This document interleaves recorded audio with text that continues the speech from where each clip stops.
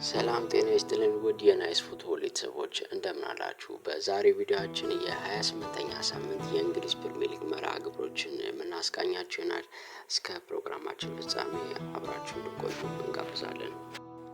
የ28ኛ ሳምንት የእንግሊዝ ፕሪሚየር ሊግ ቅዳሜ፣ እሁድና ሰኞ የሚደረጉ ሲሆን ቅዳሜ የካቲት 24 ቀን 9 ተኩል ላይ ኖቲንግሃም ፎረስት ማንቸስተር ሲቲ የሚያስተናግድበት ጨዋታ የመጀመሪያው ጨዋታ ይሆናል።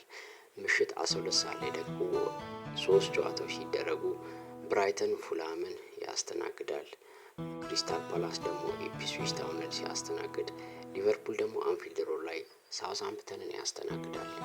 ምሽት 2 ሰዓት ተኩል ላይ ብሬንትፎርድ ከአስቶን ቪላ ሲጫወቱ 5 ሰዓት ላይ ደግሞ ወልቨርሃምፕተን ኤቨርተንን የሚያስተናግድ ይሆናል ማለት ነው።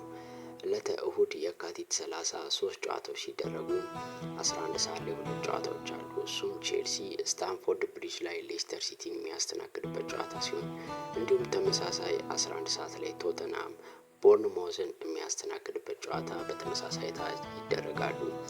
ምሽት 1 ሰዓት ተኩል ላይ ደግሞ በጣም በጉጉት የሚጠበቀው ተጠባቂ ጨዋታ ይደረጋል። እሱም ኦልድ ትራፎርድ ላይ ማንቸስተር ዩናይትድ አርሴናል የሚያስተናግድበት ጨዋታ የሳምንቱ ታላቅ ጨዋታ ነው።